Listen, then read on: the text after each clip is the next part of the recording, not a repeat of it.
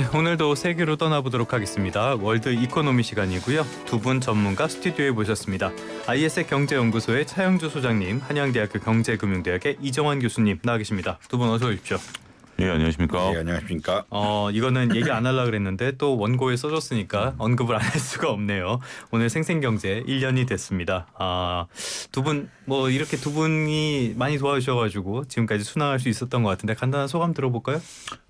예, 저는 상당히 좀 재미있는 들으시는 분들은 어떻게 될지 모르겠습니다만 재미있는 공부의 시간이었고요. 저도 이제 방송을 하기 위해서 여러 가지 다양한 공부를 한 것들이 제 개인에게도 그리고 또 시청자분들에게 도움이 되도록 좀 많이 노력했던 그런 시간인 것 같고요. 결국 조태현 기자님이나 이정환 교수님 두 분 믿고 온 거기 때문에 앞으로도 잘 부탁드리겠고 시청자 여러분들에게도 최선의 방송을 하겠다 이렇게 말씀드리도록 하겠습니다. 저는 앞으로도 소장님과 교수님만 믿고 가도록 하겠습니다. 교수님 소감. 그래서 이제 잘 돼서 우리 조 기자님이 조 앵커님이 치킨도 쏘고 이런 날이 금방 오기를 간절히 내년 2주년에는 이제 사안으로 치킨까지 시원하게 쏠 수 있는 이렇게 될 수 있도록 열심히 노력하겠습니다. 예, 잘 되면은 출연료 올라가나요? 아닌 것 같네요. 웃는 거 보니까. 알겠습니다. 좀 본격적인 이야기로 들어가서 미국도 기념할 만한 일이 있었습니다. 사실은 이게 훨씬 더 중요한 일이긴 한데 어제가 벌써 트럼프 100일이었는데 벌써라고 해야 될까요? 아직도라고 해야 될까요? 디트로이트에서 기자회견을 열고 어떤 행정부보다 가장 성공적인 첫 100일이었다. 자축 세레모니를 했는데 많은 분들이 그냥 웃었을 것 같아요. 어떻게 보셨습니까? 일단은 디트로이트에서 했다는 것 자체가 이제 러스트벨트를 공략한다라는 의미는 있고요. 예.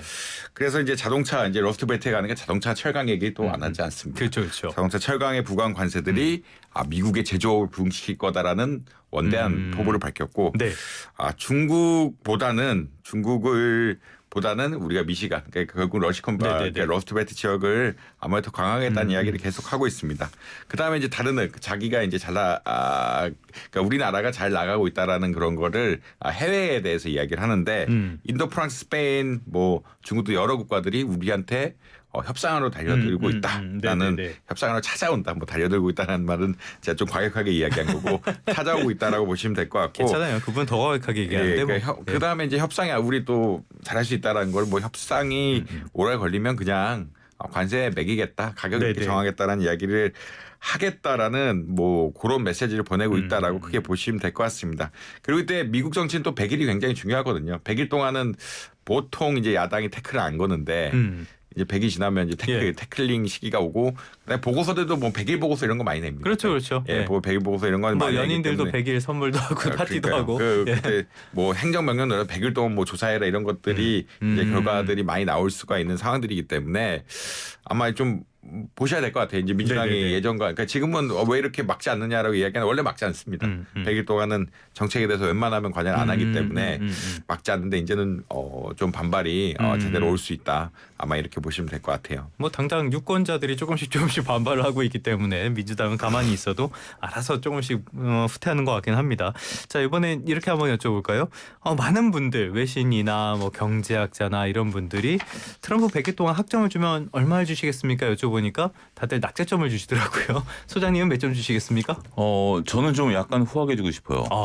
제가는 이제 학점을 매겨본 사람은 아니지만 B 정도는 줄 수 있을 것 같아요. B 평균 정도는 된다. 평균 정도는 된다. 왜 그러냐면 지금 이제 우리가 트럼프 대통령이 100일을 돌이보면 이게 과연 한번 대통령을 해본 분이 맞아? 라는 정도로 어떻게 보면 그러니까 이제 정책이 과격하다라는 것은 있을 수 있다라고 치지만 이 대통령과 장관들 간의 서로 엇박자, 서로 간의 불협화음까지는 아니에요. 엇박자들이 나는 거 보면 상당히 좀 미숙해 보이긴 해요. 근데 트럼프, 제가 나름대로 학점을 좀 후하게 줬던 것은 목적 하나는 뚜렷하다.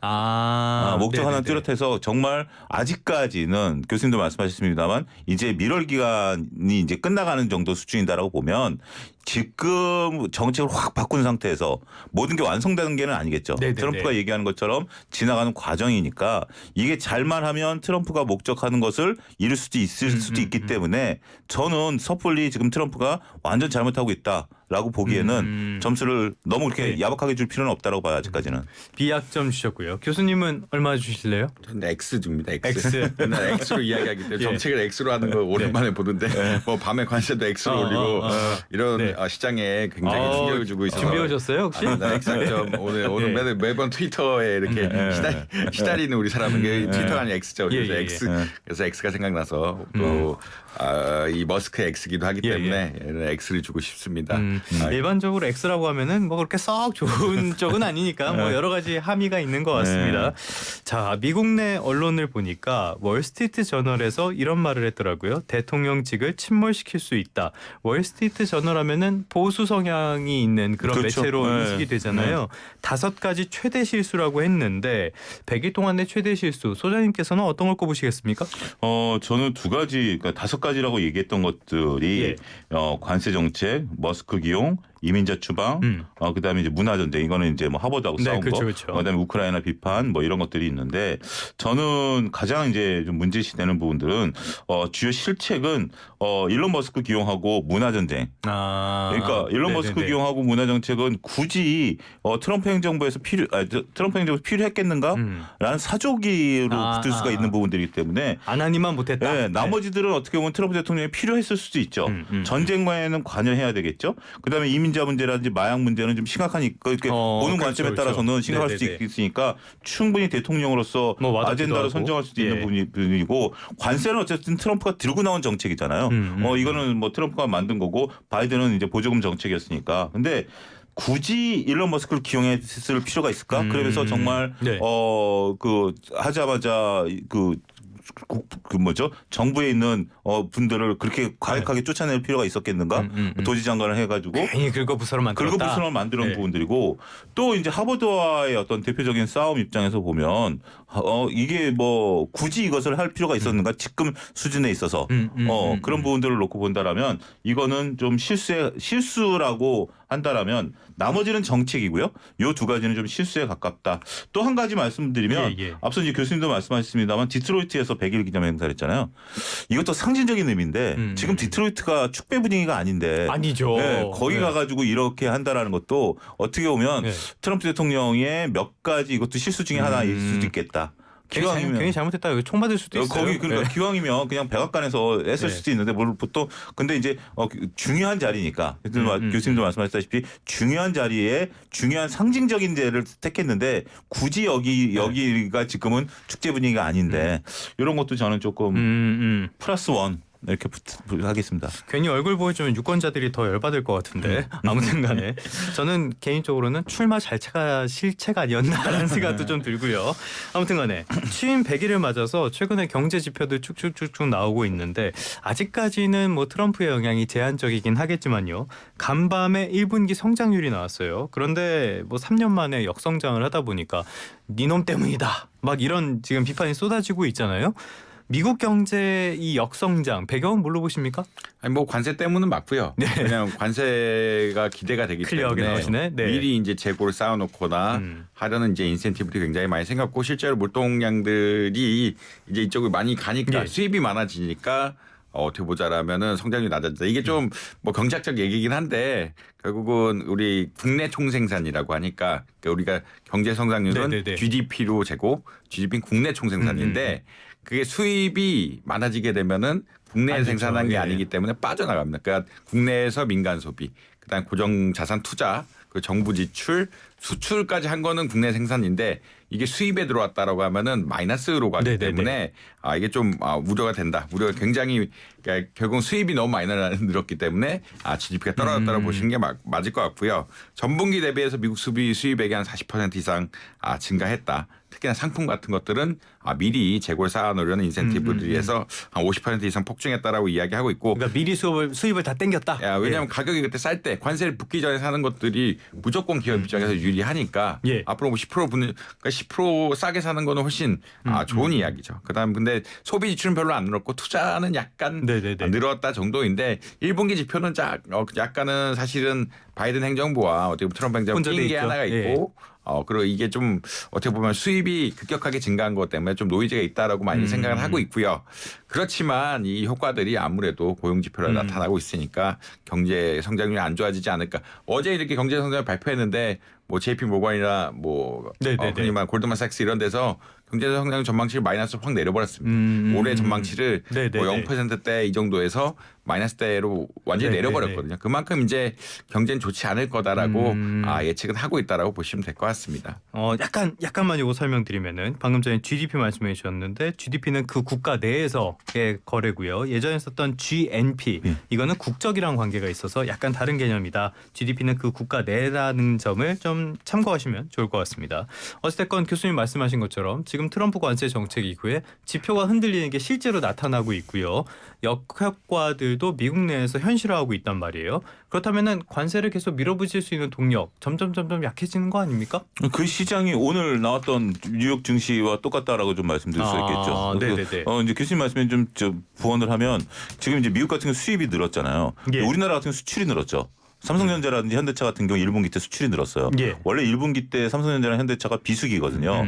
보통 이제 사업 계획 잡고 연간 계획 잡는 거기 때문에 제조업이 비수기인데 아무래도 근데 많은 수출 기업들이 1분기 때 수출이 늘어났어요. 그러니까 그 이제 트럼프 관세에 따라서 미리 착시가 있다는 얘기네요. 착시가 있는 거예요. 그러니까 미국이 수입이 늘어난 거고 우린 수출이 늘어날 거기 때문에 이게 와꾸가 딱 맞는 거죠. 그런 부분들이 이제 정확히 이제 딱 그 부분들이 이제 된다라고 말씀드릴 수가 있겠고. 전문 용어로 왔고 조금 전에 4월 수출 실적이 발표가 됐는데 4월 수출도 작년보다 3.7% 늘었어요. 3개월 연속 플러스. 그러니까 말씀하신 그거랑 연관된 부분들이 우리는 이제 수출이 늘어난 부분들이고 그다음에 이제 뉴욕 증시 같은 경우 개장과 동시에 개파락하면서 쭉 밀렸다가 막판에 찔끔 플러스로 끝났습니다. 찔끔 플러스로 끝난 게 결국 이제 인도라든지 중국 그다음에 관세에 대한 어떤 긍정적인 코멘트가 나오면서 장이 급격히 돌아선 거거든요. 그러니까 지금 뉴욕 증시의 특징을 보면 악재 반응하는 거 호재 반응하는 것을 보면 일상적인 거는 다 악재예요. 그러니까 뭐 이런 어떤 경제 지표가 발표되고 트럼프가 얘기하고 뭐 얘기하는 건 다 악재인데 관세가 조금 우리가 완화된다라든지 관세 정책에 대해 있어서 어떤 특정 국가와 협정을 맺었다라든지 앞으로 희망이 보인다 하면 장이 올라가요. 그러니까 우리 생생경제에서도 지난번에 말씀드린 것처럼 시장이 시위를 한다라고 제가 표현을 드렸는데 계속해서 시장 입장에서는 이 관세 정책에 대해서 부정적인 거예요. 부정적인 거고 이것이 조금 완화된다라든지. 그런데 한 가지 기준점은 뭐냐면 이제는 최악에서 해소되는 국면으로 보는 것 같아요. 결국 트럼프도 물러서던 25% 관세를 20%로 낮추던 그다음에 이제 지금 트럼프 대통령이 확실히 이번 주는 발언 수위가 완화적으로 바뀌었죠. 맞아요. 완화적으로 바뀌었어요. 그런 부분들을 놓고 보면 시장은 관세를 낮추거나 유예하거나 완화하는 쪽을 바라고 있고 그러한 얘기들이 나오면 박수를 쳐주고 있고 그렇지 않으면 냉정하게 시장을 빼버리는 모습을 보이고 있다. 좀 전에 일상적인 건 다 악재라고 말씀을 해주셨는데 지금 보니까 S&P 500이 벌써 7거래일 연속 상승이네요. 아무튼 근데 이게 계속 갈 수 있다라고 얘기하기엔 좀 이른 시점이라고 봐야 되는 거예요. 그러면? 아니죠. 저는 바닥은 어느 정도 잡았다라고 보는 거예요. 바닥은 잡았다. 그동안 시장이 너무 많이 빠졌고 더군다나 이제 트럼프 대통령 이제 미국 입장에서 보면 특정 국가, 그러니까 뭐 그 국가도 바라지는 않겠죠. 한 국가와 협상이 어느 정도 끝났다라고 얘기를 하고 있는 거 아니겠습니까? 그다음에 인도도 지금 얘기하고 있고 우리나라 같은 경우도 어느 정도 이제 뭐 가이드라인 뭐 여기에 대해서 뭐 논쟁권이 있겠습니다만 많은 국가들이 또 이제 얘기를 하려고 하는 부분들이 있기 때문에 서로 간에 먼저 배를 맞으려고 하고 있지 않지만 서로 이제 그런 거죠. 이제 눈치 게임이 시작된 거죠. 한국가가 됐어? 야 그럼 우리도 빨리 해야 되는 거 아니야? 어떻게 보면 고도의 전략이겠죠. 트럼프 그 행정부 입장에서는 그 전에는 서로 야 네가 먼저 해, 네가 먼저 하다가 지금 우리 세 명이 눈치 게임인데 두 명이 먼저 일어났어요. 그러면 이제 어쩔 수 없이 일어나야 되죠. 그럴 수밖에 없는. 그 전에는 그런 부분들이 이제 시작이 된 거기 때문에 그런 부분들에 따라서 시장이 현재로서는 좀 반응하고 있고 이게 정상적이다라는 게 어제 같은 경우 뉴욕 증시를 보면 다우나 나스닥은 올랐는데 필라델피아 반도체 지수만 빠졌어요. 빠졌죠. 근데 필라델피아 반도체 지수는 슈퍼마이크론에 대한 부분들, 그러니까 개별 종목들의 이슈가 반영되는 거예요. 그게 정상적인 거죠. 그 전에는 빠졌나? 약간 강보였는데 시간 내에서 이제 빠진 게, 그러니까 전체적으로 우리가 체력이 약할 때는 보약이 필요한 상태인데 체력이 강할 때는 약간 좀 두통이 좀 생기네, 약간 좀 왼쪽 팔이 아프네, 이제 이런 것들이 느껴지잖아요. 그게 건강한 몸이잖아요. 지금 시장이 조금 정상화 단계를 가고 예. 있다 저는 그렇게 표현하고 싶어요. 뭐 예전에 폭락이 워낙 과하긴 했기 과했기 때문에 때문에, 예. 예, 알겠습니다. 조금 전에 소장님도 말씀을 해주셨는데 최근에 트럼프가 이야기를 하는 거 보면 확실히 조금씩 물러서는 건 분명해 보여요. 저는 개인적으로는 트럼프가 이렇게까지 잘 물러나는 그런 분인지 몰랐는데 아무튼 트럼프가 최근 들어서는 자동차에 대해서도 유화책들 내놓고 있잖아요. 이것들도 뭐 지금 여론 같은 거를 좀 고려했다고 봐야 될까요? 여론이 아니라 뭐 실질적인 문제이기 때문에 이거는 뭐 이게 미국 내 자동차 공급망이 예. 미국에 다 갖춰진 게 아니기 때문에 근본적으로 이제 뭐 멕시코와 캐나다에 대해서는 이제 협상을 통해서 어떻게 해결하겠다라고 이야기하고 있긴 하지만 그러니까 미국 차가 공급망이 이렇게 퍼져 있는데 네. 그거를 이게 그냥 이 부품에 대해서 관세를 매겨버리면은 미국 차값의 가격도 오르고 그렇죠. 해외 차값의 가격도 오르고 그리고 우리나라 사실 현대도 사실 미국에 생산 기지가 있고 네. 다른 여러 나라들이 미국에 생산 기지가 있거든요. 그러니까 이제 어떻게 보면은 손해를 서로 입히는 이런 꼴이 되기 때문에 그러니까 이제 관세를 올렸지만 가격이 비슷하게 올라버리게 되면은 미국의 제조업이 살아날 이유가 그렇게 또 많지 않아서 미국 기업들이 살아날 이유가 많지 않았기 때문에 네네네. 어제 부품에 대해서는 어쩔 수 없이 하는 게 아니냐. 완성차에 대해서는 안 하고. 네네네. 근데 이제 부품에 대해서 함으로써 이제 미국 기업이 다른 나라 기업에 비해서 좀 우수성 어떻게 보면은 경쟁력을 가질 수 있는 네네. 이런 기반을 만든 게 아니냐 이렇게 생각을 하고 있습니다. 그냥 미국 자동차는 경쟁력이 없잖아요. 이렇게 한다고 해서 미국 자동차의 경쟁력이 생길까요? 근데 한 가지 우리가 예. 좀 그 경쟁력이다라는 부분들을 보면 제가 좀 반론을 하고 싶은 게 뭐냐면 승용차 미국에서 판매되는 자동차의 50% 이상이 픽업 트럭입니다. 맞아요. 예. 뒤에 이렇게 널찍하게 생긴 거. 픽업 트럭. 지금 우리도 기아도 하나 만들었더라고요. 픽업 트럭이기 때문에 우리의 주력은 승용차죠. 네. 그러니까 승용차가 미국 경쟁력이 있느냐라고 보면 미국 사람들은 50% 이상이 픽업 트럭을 타기 때문에 그 시장만큼은 미국이 꽉 잡고 있어요. 네네네. 다른 어떤 뭐 벤츠나 뭐 BMW나 이런 것들이 못 들어가잖아요. 우리도 몇 번 진출했습니다만 지금 별로 안 꼈죠. 이제 예. 못 하고 있는 상황이기 때문에 그것만 팔아도 미국은 먹고 살기 때문에 이미 승용차는 유럽산 차에라 일본산 차에 넘겨준 거고 그거에 대해서는 그렇게 크게 경쟁력을 따지기는 어렵다라고 보겠습니다. 그럼 그냥 거기에 순응하고 하시지 왜 자꾸 아무튼간에 자 이제 다른 나라도 좀 살펴보도록 하겠습니다. 캐나다에서 이번에 카니 총리 해가지고 자유당이 승리를 했잖아요. 총선이었던가?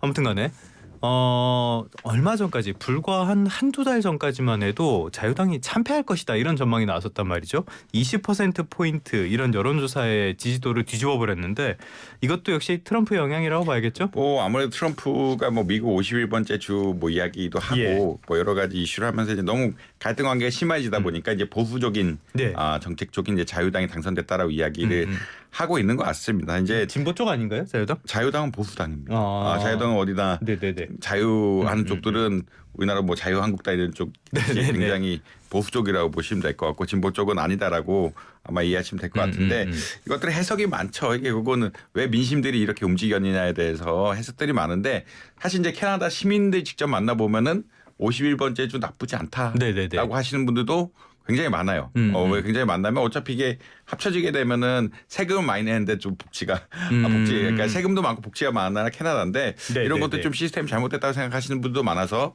51번째 합치자는 국민들은 오히려 그런 여론들도 좀 있는 이런 상황이고요. 네네네. 네, 그런 의견들이 또 반영됐다라는 이런 것도 그러니까 자유당이면 보수 라인이니까 좀 해결이 될 수 있다라는 의견들도 있는 것 같아요. 요거는 약간 짚고 넘어야 될 것 같은데 자유당은 일단은 사회 자유주의를 이야기를 하는 정당이라 중도에서 중도 좌파 정당 정도로 보시는 게 좋을 것 같습니다. 아무튼간에 그래서 보수 정당이 이번에 승리할 것이다 이런 전망들이 나왔었는데 트럼프가 자꾸 캐나다를 긁으면서 오히려 반대쪽에 있던 이런 중도 좌파 정당이 질 줄 알았는데 이거를 역사적으로 뒤집은 선거 결과가 됐다라고 보시면 되겠고요. 비슷하게 호주도 3월 총선을 앞두고 있어요. 근데 호주, 캐나다 그러면 다 미국의 핵심 동맹들이잖아요. 그렇죠. 호주에서도 비슷한 결과가 나올 것이다. 이런 전망들이 나오는데 어떻게 보십니까? 반 트럼프 정당이 이기는 것 같아요. 여기도 이제 노동당이 네네네. 이제 집권당인데 여기 이제 확실히 이제 노동당이라는 이제 당명을 쓰고 있는데 예. 이게 인플레이션 때문에 상당히 이제 입지가 흔들렸었어요. 그런 상태인데 트럼프하고 소위 이제 상대 이제 맞상대를 하다 보니까 예. 이런 부분들이 있으면서 현재 지금 이제 그래도 노동당이 트럼프하고 해서 우리를 좀 지켜야 되는 거 아니냐라고 이제 보는 거죠.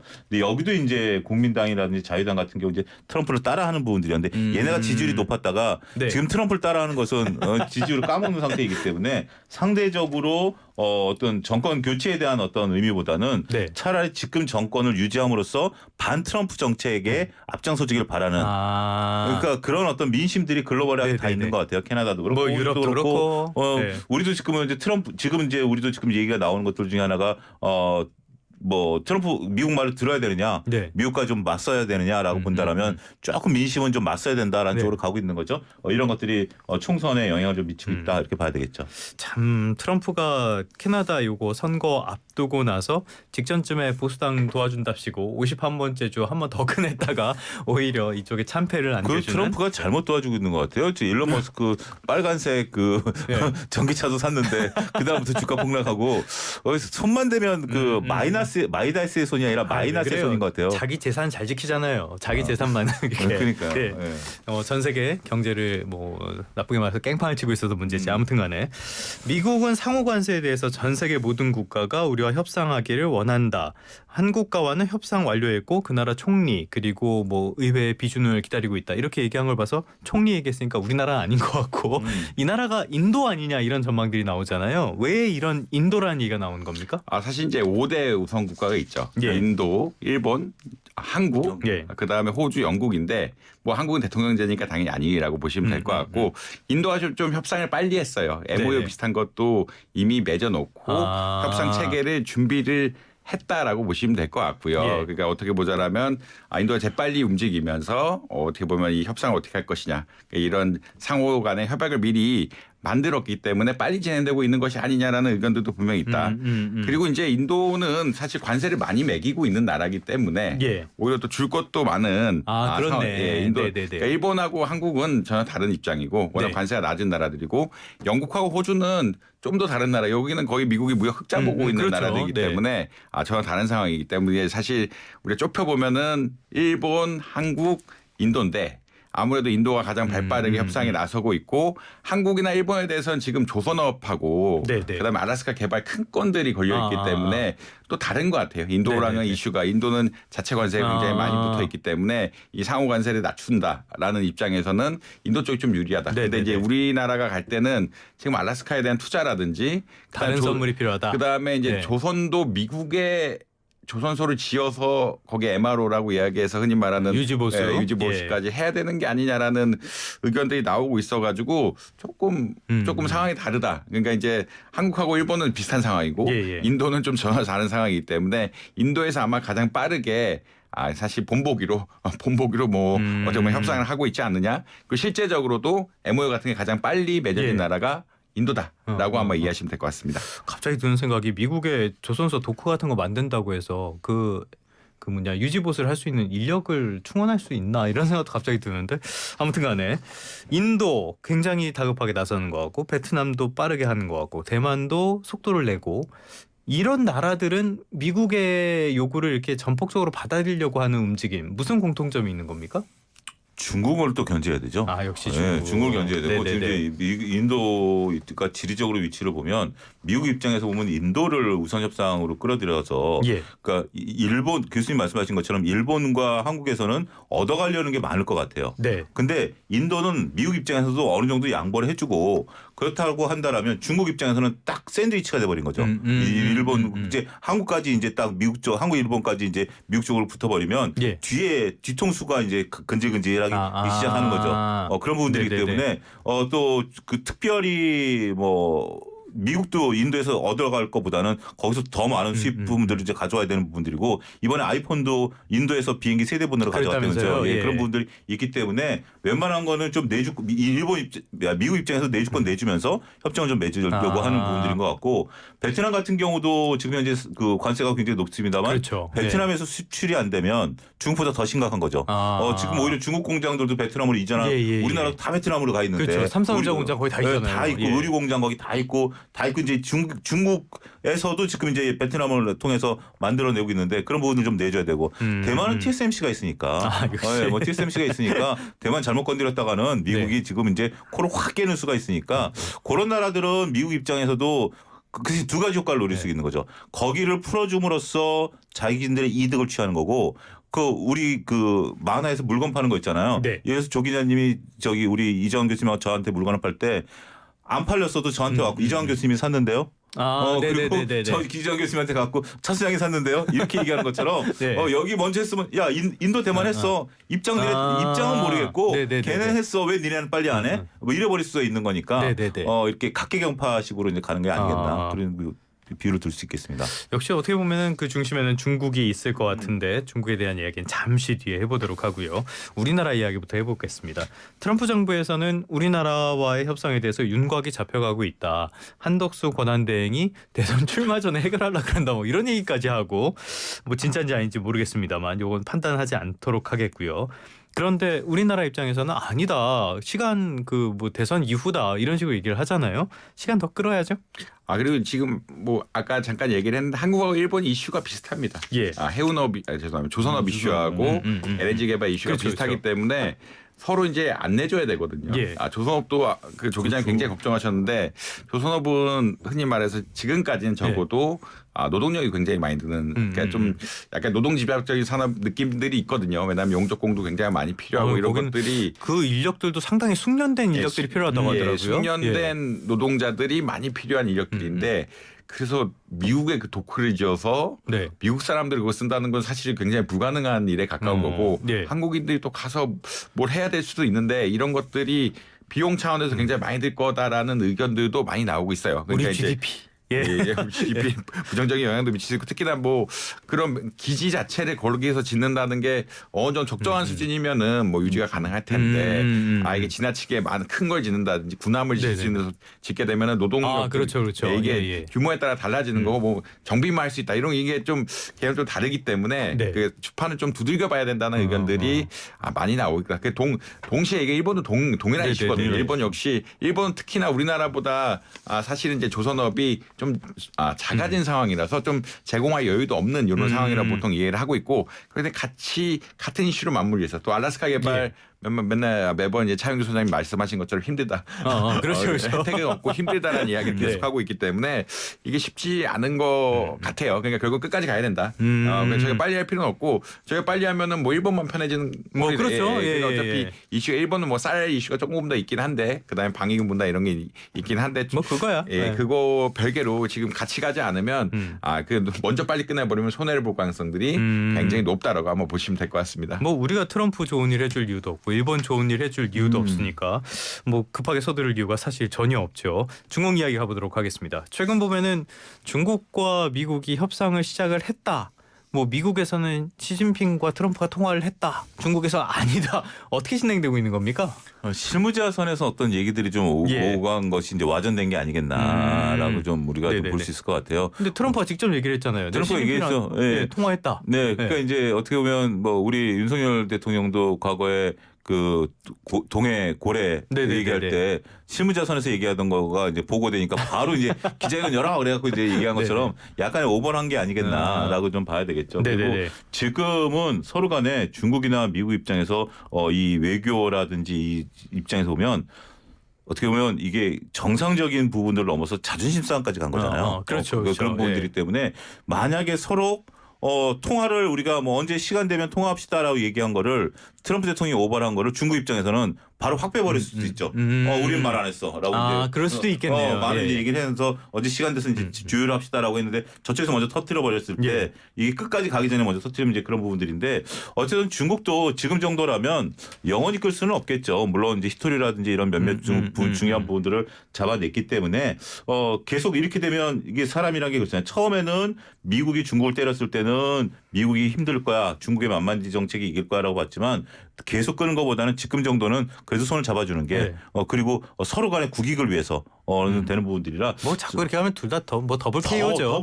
더 불편하죠. 그리고 일단 트럼프 대통령이 시진핑 주석을 만나겠다라고 하고 서로 간에 이제 얘기를 하는 부분들이기 때문에 저는 충분히 물밑 협상이 활발히 진행될 것으로 보고 네네네. 우리 입장에서는 빨리 둘이 손을 잡아서 아 그게 진짜 그게 우리 입장에서는 내줄 거 내주고 받을 거 받고 정말 관세를 좀 할 거 하고 라는 부분들을 해서 그게 어느 정도 그 큰 따거들이 어떻게 해가지고 이렇게 해야 밑에 있는 우리도 이제 또 현실적으로 따라갈 수 있는 부분들이기 때문에 과거보다는 서로 둘이 어느 정도 대화는 좀 많이 되고 있는 게 아니겠나 그런 분석이 가능할 것 같습니다. 뭐 말씀하신 것처럼 우리로서는 우리와의 협상보다는 미국과 중국의 협상이 더 중요한 관계로 알겠습니다.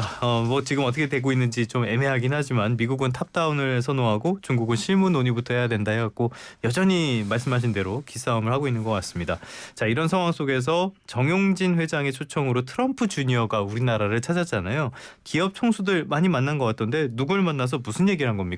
뭐 사실 무슨 얘기를 했는지 정확하게는 알 수는 없지만 이게 뭐 그 1시간 정도 30분에서 1시간 정도 만났다라고 지금 알려져 있고요. 그럼 인사한 거 아니에요, 그냥? 근데 이제 30분에 1시간이면 굉장히 긴 시간이고 긴 시간이고 이거를 네네. 꽤 많이 만났다라고 해서 그러니까 트럼프 주니어가 굉장히 노력을 했다라는 의견들도 있는 것 같아요. 이게 하루에 이렇게 열면 나쁘지 않다. 나쁘지 않다. 저는 비공식이니까 통역이 필요 없으니까. 뭐 다 영어 잘 하시니까. 다 하시니까 이제 굉장히 긴 시간이죠. 아무래도 이제 하나그룹 이 지금 조선 하나오션도 있고 있다 예. 보니까 이제 조선 사업이라든지 에너지 사업이 걸려 있다 보니까 뭐 하나그룹의 김동관 뭐 그 자제분들이죠. 자제분들이 다 나가서 만났다라 그러고 네이버는 뭐 AI 쪽 논의했다라는 의견들은 나오는 것 같습니다.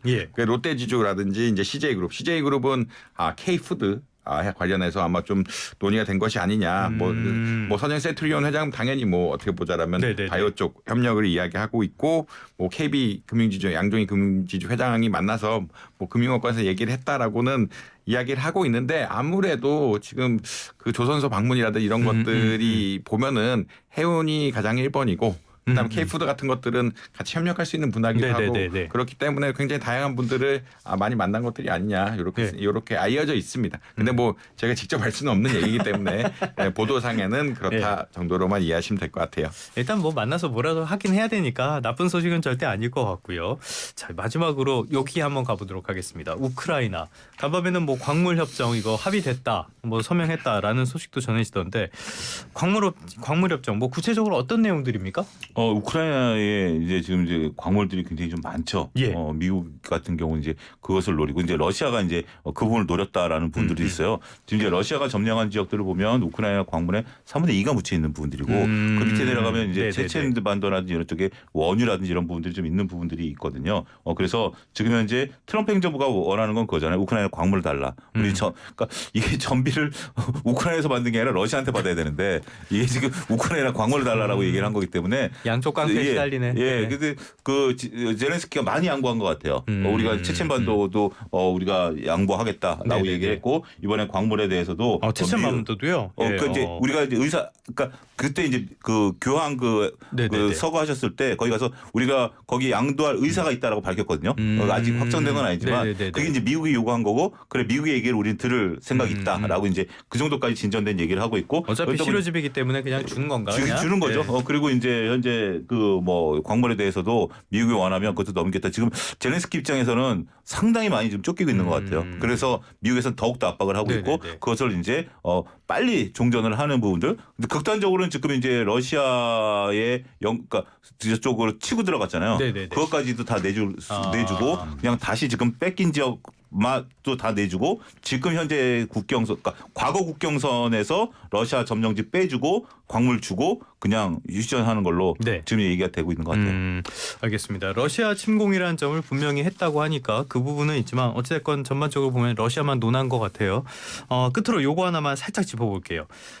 최근에 프란치스코 교황 성화가 선종을 해가지고 조만간 콘클라베가 진행이 될 텐데 트럼프가 또 여기서도 보수 교황을 왜 이래 진짜 이렇게까지 하는 이유는 뭡니까? 이게 아까 문화와 관련된 이야기인데 예전에 이제 뭐 사회학 이론, 뭐 그람시 이론, 뭐 저도 잘은 모르지만 그런 것들을 하면은 뭐 진지전 이야기를 하면서 문화 산업 이데올로기를 잡아야 뭐 좌파가 된다라고 이야기하고 지금 예. 아까 차영 소장님이 하버드 대학 얘기를 했죠. 그렇죠, 그렇죠. 그러니까 자유에 대해서 이렇게 너무 공개하는 것들이 오히려 이제 민주당 쪽에 지나치게 우호적인 것이 아니냐. 그러니까 민주당의 가치를 종교적인 측면에 실현한다는 이런 것들이 공화당 입장에서는 불만이 많다라고 아마 이해하시면 될 거예요. 공화당은 음모론인가? 전통적인 기독교이기 때문에 네네네. 가족이라든지 이런 것들을 강조하는 그런 것들이 굉장히 강한데 네네. 이쪽에서 좌파적이 나간 것을 하면은 조금 부담이 된다. 그런 문화적인 측면에 접근하는 게 맞는 것 같다라고 보시면 될 것 같습니다. 뭐 미국은 개신교 국가고 교황은 가톨릭이니까 뭐 여기까지 근데 막아를 두 분이 나서고 있는데 독일 출신의 추기경 분하고 미국 출신의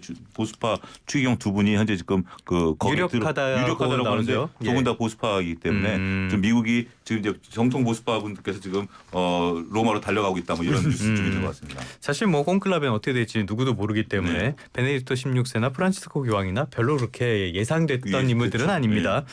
지금까지 한양대학교 경제금융대학 이정환 교수 그리고 IS의 경제연구소 차영주 소장님과 함께 국제 경제 특히 트럼프에 대한 이야기 나눠봤습니다. 오늘 말씀 고맙습니다. 감사합니다. 이거 LG 맞죠? LG네. 거봐.